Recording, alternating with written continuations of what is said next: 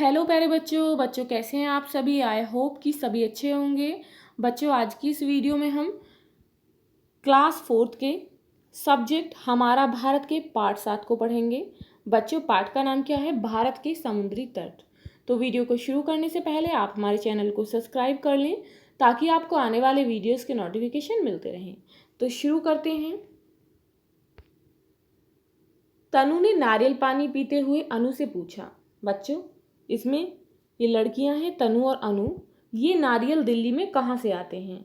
यहाँ तो कहीं नारियल के पेड़ दिखाई नहीं देते। तो बच्चों आपको पता होगा कि नारियल कहाँ पर होते हैं। ये बच्चों समुद्र के पास वाले क्षेत्र में होते हैं।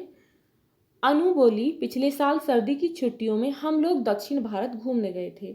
हम त्रिवेंद्रम, कन्याकुमारी कई जगहों पर गए थे। वहाँ नारियल के बहुत सारे पेड़ थे। ये नारियल वहीं से आए होंगे। एक मज़े की बात और कि दिसंबर जनवरी के महीने में भी वहाँ सर्दी बिल्कुल भी नहीं थी। हमारे देश के दक्षिण में हिंद महासागर है। तो बच्चों दक्षिण दिशा कहाँ है? इस तरीके से इधर पूरब है, इधर पश्चिम, ऊपर की तरफ क्या है नक्शे में? उत्तर, और नीचे की तरफ दक्षिण। तो दक्षिण में कौन सा सागर है? दक्षिण में है हिंद महासागर। इसका नाम हमारे देश के नाम हिंदुस्तान से ही पड़ा है। भारत का दक्षिणी भूभाग प्रायद्वीपीय है। प्रायद्वीप का अर्थ क्या होता है? स्थल का वह भाग जो कि 3 तरफ से पानी या समुद्र हो। इट मीन्स पानी या समुद्र से घिरा हो, उसे क्या कहते हैं? प्रायद्वीप कहते हैं। भारत के इस दक्षिणी प्रायद्वीपीय भाग के पूर्व की ओर बंगाल की खाड़ी है और पश्चिम की ओर अरब सागर है। ये दोनों समुद्री भाग हिंद महासागर की ही शाखाएं हैं। भारत के मानचित्र में समुद्र से लगे भागों को देखिए। समुद्र से लगे कौन कौन से भाग हैं? पश्चिम में गुजरात से लेकर पूर्व में पश्चिम बंगाल राज्य तक समुद्र तटीय क्षेत्र हैं। बच्चों समुद्र से लगे राज्यों को पहचानिए। बंगाल की खाड़ी और अरब सागर से लगे राज्यों के नाम अलग अलग लिखिए। तो कौन कौन से हैं? सागर से लगे स्थलीय भाग को समुद्र तट कहते हैं। समुद्र बहुत दूर दूर तक फैले होते हैं और तट से दूर होने के साथ साथ गहरे भी होते जाते हैं। समुद्र तट हर जगह एक सा नहीं होता। इट मीन्स एक जैसा नहीं होता। कहीं खाड़ी होती है, कहीं बीच में पुलिन, तो कहीं क्लिफ होते हैं। तुमने मुंबई के चौपाटी या जुहू बीच का नाम सुना होगा। आओ देखें कैसे बनते हैं। समुद्र की ऊंची और लंबी लहरें तट पर दूर तक चली आती हैं। इन लहरों के साथ बालू, सीपियां, छोटे छोटे शंख आदि भी आते हैं। लहरें वापस लौट जाती हैं किंतु बालू और अन्य पदार्थ किनारे पर जमा हो जाते हैं। इस तरह समुद्र तट पर बालू का मैदान बन जाता है। इसे पुलिन या बीच कहते हैं। जब समुद्र तट पर घूमने जाते हैं तो इन बीचों पुलिनों पर खूब मस्ती करते हैं। तो बच्चों यहाँ पर है पुलिन या बीच। अरब सागर के तट पर स्थित कोवलम बीच। ये बच्चों कौन सा बीच है? कोवलम बीच। कहीं कहीं समुद्र के किनारे मैदान जैसे न होकर दीवार की तरह खड़े होते हैं। समुद्री लहरें इससे टकराती हैं, इसे क्लिफ कहते हैं। इसी तरह तटीय भागों में कहीं कहीं समुद्र का जल स्थल में इस तरह अंदर तक चला आता है। जहाँ 3 तरफ से स्थल होता है, केवल एक ओर समुद्री जल होता है, तो इसे खाड़ी कहते हैं। इट मीन्स जहाँ पर पानी के 3 तरफ स्थल का भाग हो और एक तरफ केवल जल हो तो उसे खाड़ी कहते हैं। जैसे कि खंभात की खाड़ी, बंगाल की खाड़ी। आप भारत के मानचित्र में अरब सागर और बंगाल की खाड़ी में स्थित भारत के दो द्वीपीय राज्य देखेंगे, लक्षद्वीप और अंडमान निकोबार। ये राज्य वास्तव में द्वीपों के समूह हैं। तो बच्चों आप यहाँ देख सकते हैं, ये है पश्चिमी घाट पर खंबात की खाड़ी, कच्छ की खाड़ी, और बच्चों ये है पूर्वी घाट पर बंगाल की खाड़ी। नीचे है हिंद महासागर और बच्चों ये पश्चिम में है अरब महासागर। द्वीप उस छोटे स्थल को कहते हैं जो चारों तरफ समुद्र से घिरे होते हैं। अब बच्चों हम जानेंगे समुद्र तट और वहाँ की जलवायु के बारे में। अनु ने बताया था कि त्रिवेंद्रम में दिसंबर जनवरी में भी ठंड नहीं थी, जबकि दिल्ली में इन महीनों में कड़ाके की सर्दी पड़ती है और गर्मियों में झुलसता हुआ मौसम रहता है। ऐसा क्यों होता है? समुद्र तट से लगे स्थानों पर मौसम बहुत ठंडा या बहुत गर्म नहीं होने पाता। पूरे वर्ष मौसम सुहावना बना रहता है। इसका कारण भी समुद्र ही है।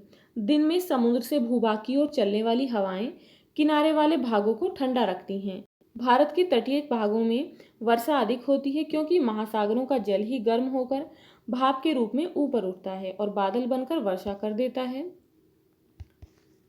अब जानेंगे बच्चों पश्चिमी तट के बारे में। भारत का पश्चिमी तट गुजरात से केरल तक फैला हुआ है। कहाँ से कहाँ तक? गुजरात से केरल तक फैला हुआ है। यदि हम गुजरात से दक्षिण की ओर चलें तो बच्चों दक्षिण कहाँ है? नीचे की तरफ। तो गुजरात के बाद कौन सा राज्य आएगा? महाराष्ट्र आएगा। गुजरात में कच्छ की खाड़ी में कांडला बंदरगाह है। महाराष्ट्र के तटीय भाग पर प्रसिद्ध शहर मुंबई है। यह इस राज्य की राजधानी होने के साथ साथ प्रसिद्ध बंदरगाह भी है। तुमने इसका नाम फिल्मों के लिए भी सुना होगा। महाराष्ट्र के बाद क्या आता है बच्चों? गोवा और फिर कर्नाटक आता है। गोवा अपने तटों की खूबसूरती और प्राचीन गिरजाघर पर्यटकों के लिए मशहूर है। वहाँ देश विदेश से पर्यटक आते हैं। पर्यटक किसे कहते हैं? जो लोग वहाँ पर घूमने आते हैं। बंदरगाह किसे कहते हैं बच्चों? समुद्र तट।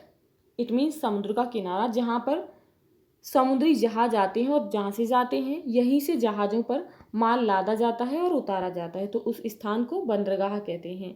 गोवा से दक्षिण में कर्नाटक और केरल है। कर्नाटक में मैंगलोर बंदरगाह है। केरल का पूरा पश्चिमी भाग ही तटवर्ती है।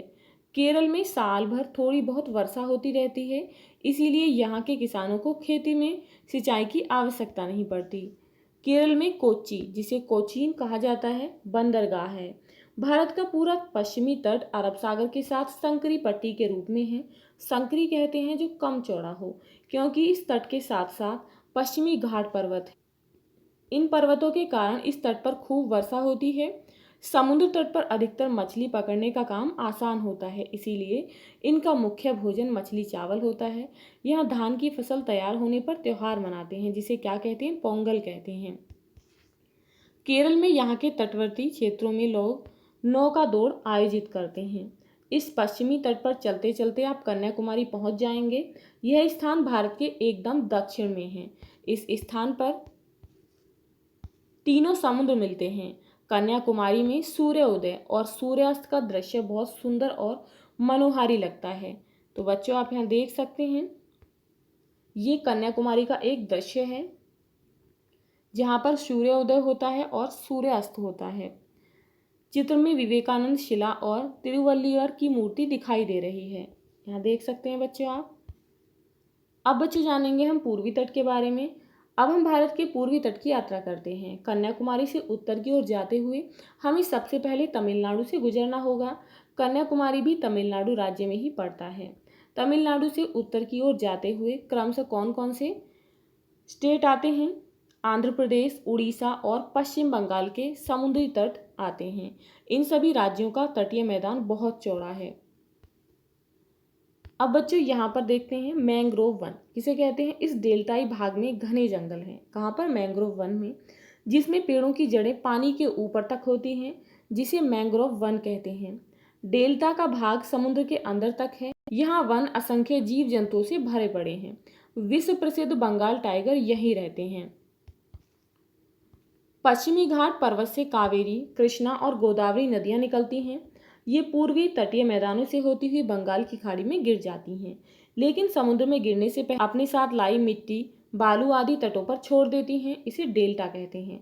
तो बच्चों आपको पता चल गया होगा कि डेल्टा किसे कहते हैं। नदियाँ जो अपने साथ मिट्टी, बालू आदि लाती हैं, उसे जब छोड़ देती हैं तो उस स्थान पर वो इकट्ठी हो जाती हैं, उसे डेल्टा कहती हैं। उस किनारे को डेल्टा कहते हैं। डेल्टा बहुत उपजाऊ मैदान होते हैं। इन मैदानों में धान की खेती की जाती है। पश्चिम बंगाल में धान के साथ साथ जूट की भी खेती की जाती है। जूट से रस्सियाँ, बोरे, दरिया आदि बनाई जाते हैं। पश्चिमी तट की तरह पूर्वी तट पर भी कई बंदरगाह हैं। सबसे दक्षिण में कौन सा है? तूतीकोरिन है। उत्तर की ओर बढ़ते हुए विशाखापट्टनम, पारादीप और कोलकाता है। पश्चिम बंगाल एवं बांग्लादेश में संसार का सबसे बड़ा डेल्टा है। तो कौन कौन सा है? पश्चिम बंगाल एवं बांग्लादेश में संसार का सबसे बड़ा डेल्टा है। डेल्टा किसके द्वारा बनाए जाते हैं? नदियों के द्वारा लाए गए जल में जो बालू, रेत आदि होते हैं उसके द्वारा डेल्टा बनते हैं, जिसे सुंदरवन डेल्टा कहा जाता है। इस डेल्टा को गंगा और ब्रह्मपुत्र नदियों ने बनाया है। अब बच्चों हम जानेंगे कि समुद्री तट से हमें क्या लाभ होते हैं। भारत के पास लंबा समुद्री तट है। इससे देश को बहुत से लाभ हैं। तटों पर रहने वाले लोग समुद्र से मछली पकड़कर जीवन यापन करते हैं। इसके किनारे होने वाले नारियल के पेड़ों से चटाई और अन्य हस्तकला की वस्तुएं बनाते हैं। हम नमक के बगैर खाना नहीं खा सकते। यह नमक समुद्र के पानी से ही बनता है। समुद्र के जल को तट पर क्यारियों में एकत्रित करके सुखा लिया जाता है। मशीनों की सहायता से साफ करके प्रयोग में लाने योग्य बनाया जाता है और नमक तैयार किया जाता है। समुद्र तटों पर स्थित बंदरगाहों के द्वारा ही हमारा देश अन्य देशों से व्यापार कर पाता है। आज से ही नहीं बल्कि प्राचीन काल से ही हम इन बंदरगाहों से व्यापार करते आ रहे हैं। ये बच्चे यहाँ देख सकते हैं, ये हैं नारियल के पेड़ जो कि समुद्र तट पर हैं। समुद्र तट के सुंदर दृश्यों और अच्छी जलवायु के कारण देश विदेश से घूमने के लिए लोग यहाँ आते हैं। इससे यहाँ के लोगों को रोजगार मिलता है। समुद्र की लहरें समुद्र के अंदर से सीपियों, शंखों आदि को तट पर छोड़ देती हैं। इससे तरह तरह की सजावटी और उपयोगी वस्तुएं बनाई जाती हैं जिन्हें पर्यटक खरीदते हैं। समुद्र तट होने के कारण भारत में वर्षा भी काफ़ी हो जाती है। इस तरह भारत का समुद्री तट भारत के लिए वरदान की तरह है। तो बच्चों, ये था आपका पाठ भारत के समुद्री तट। बच्चों, इस पाठ के क्वेश्चन आंसर के वीडियो का लिंक डिस्क्रिप्शन बॉक्स में दिया गया है। आप वहां पर क्लिक करके वीडियो को देख सकते हैं। बच्चों, यदि आपको ये वीडियो अच्छी लगी हो तो लाइक शेयर करना ना भूलें और यदि आप इस चैनल पर नए हैं तो प्लीज़ चैनल को सब्सक्राइब करें। Thank you.